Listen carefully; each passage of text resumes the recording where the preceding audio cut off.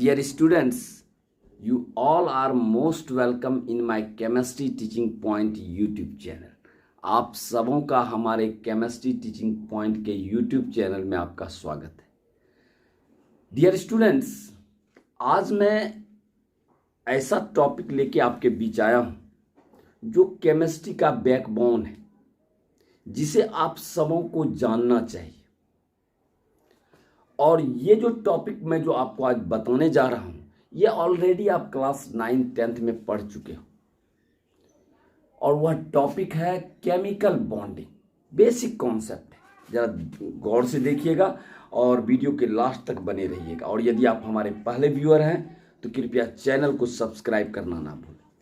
चलिए, बहुत basic topic है डियर स्टूडेंट, वो है आपका केमिकल बॉन्डिंग।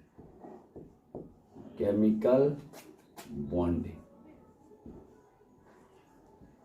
केमिकल बॉन्डिंग, यह जिसको आप कहते हैं रासायनिक बंधन, जिसको आप कहते हैं रासायनिक बंधन।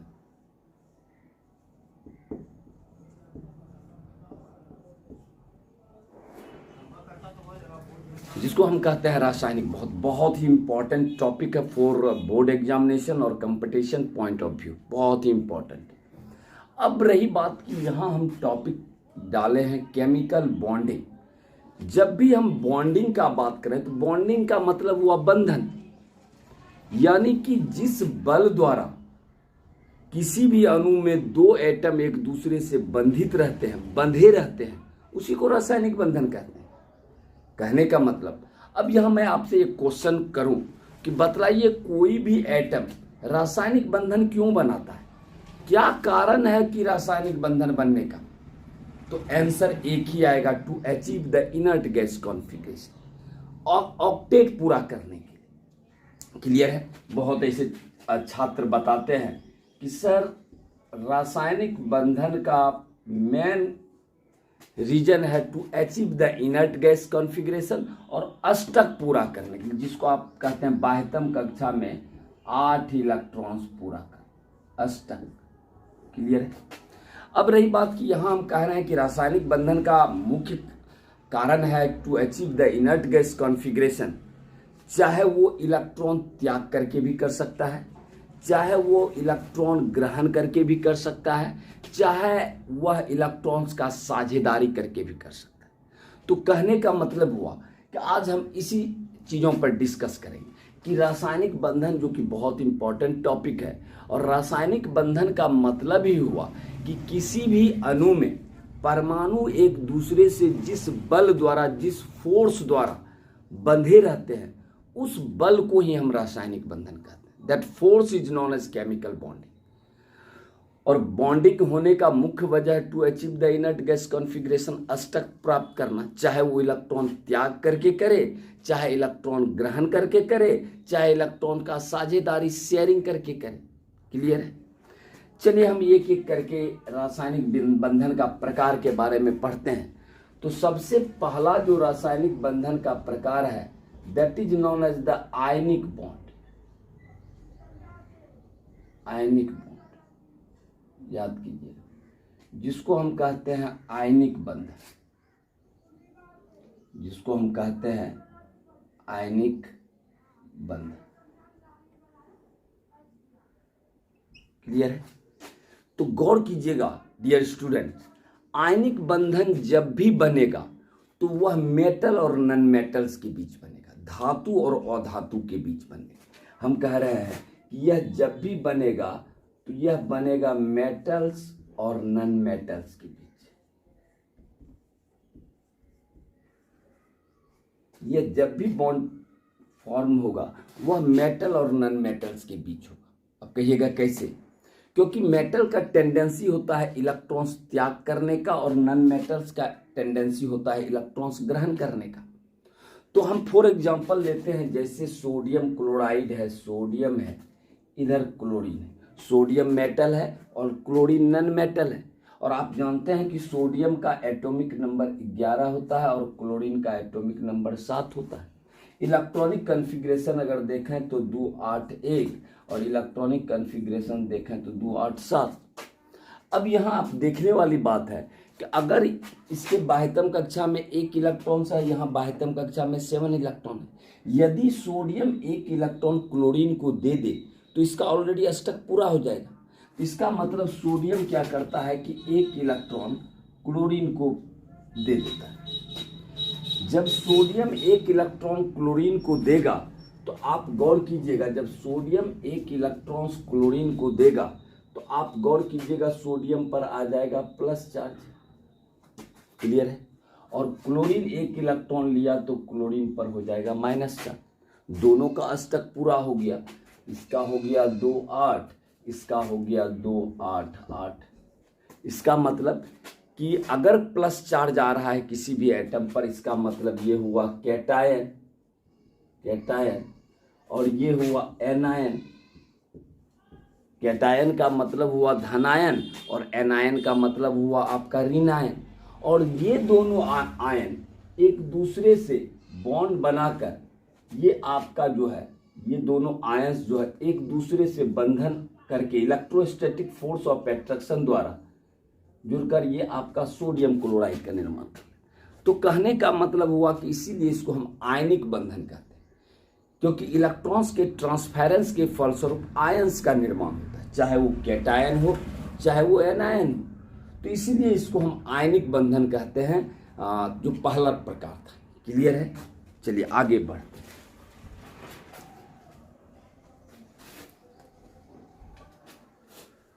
दूसरा टाइप है आपका, दूसरा प्रकार है कोवैलेंट बॉन्ड।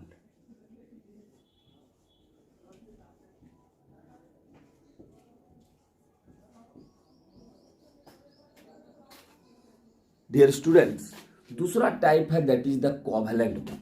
कहता है कि the bond form by equal sharing of electron between two atom. यदि दो परमाणुओं के बीच समान इलेक्ट्रॉन्स की साझेदारी होती है तो वहां हमारा कोवैलेंट बॉन्ड का निर्माण होता है। चाहे वो 1 इलेक्ट्रॉन का भी साझेदारी हो सकता है, चाहे 2 इलेक्ट्रॉन्स का भी साझेदारी हो सकता है, चाहे 3 इलेक्ट्रॉन्स का भी साझेदारी हो सकता है। तो कहने का मतलब दो परमाणुओं के बीच समान इलेक्ट्रॉन्स की साझेदारी से बने बंधन को हम कोवैलेंट बॉन्ड कहते हैं।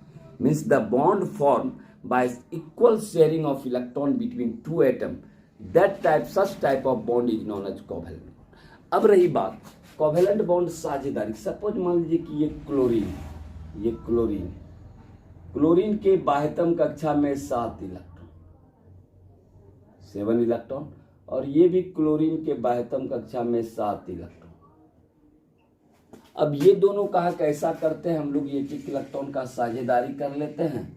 इस तरह से हम लोगों का बॉन्ड बन जाएगा। चूंकि एक एक इलेक्ट्रॉन का साझेदारी है, इसीलिए यहाँ जो है आपका ये जो एक लकीर है ये सिंगल बॉन्ड, यानी एक इलेक्ट्रॉन्स का साझेदारी से बने बंधन को हम कहते हैं सिंगल बॉन्ड। अगर दो परमाणुओं के बीच एक एक इलेक्ट्रॉन का साझेदारी होता है और एक इलेक्ट्रॉन का साझेदारी करके दोनों का अष्टक पूरा हो गया, तो इस प्रकार के बंधन को हम सिंगल बॉन्ड कहते हैं। यानी कोवैलेंट बॉन्ड का 3 type, single bond, double bond और ट्रिपल बॉन्ड। सेकेंड एग्जाम्पल, यदि हम ऑक्सीजन का केस लें तो ऑक्सीजन के केस में आप देखिए, ऑक्सीजन के बाह्यतम कक्षा में 6 इलेक्ट्रॉन,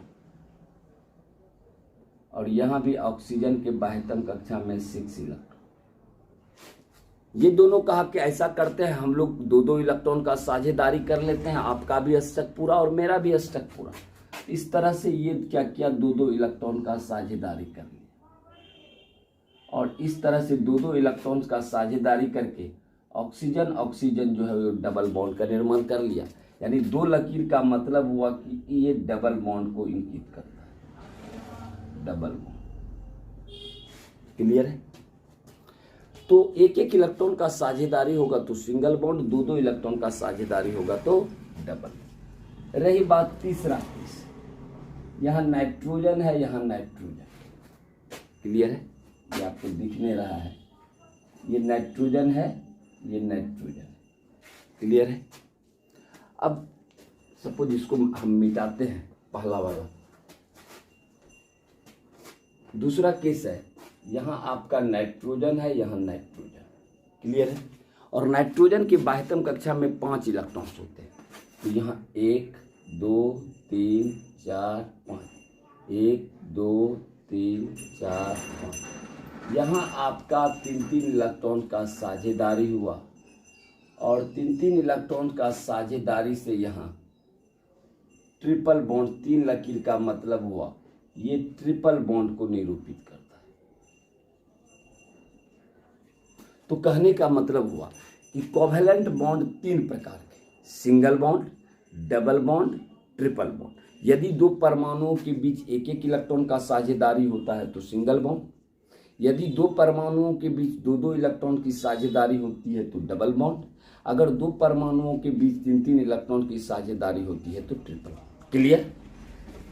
चलिए, तीसरा प्रकार का जो बंधन है वो है कोऑर्डिनेट बॉन्ड।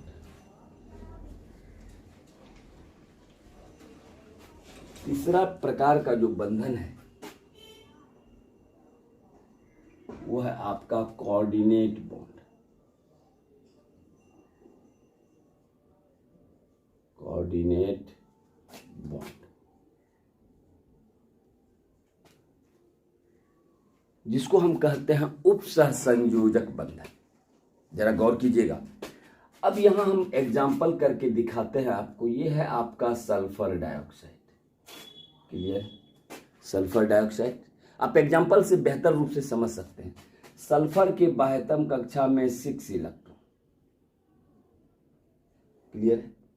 ऑक्सीजन के बाह्यतम कक्षा में भी 6 इलेक्ट्रॉन, और यहां भी ऑक्सीजन के बाह्यतम कक्षा में 6 इलेक्ट्रॉन।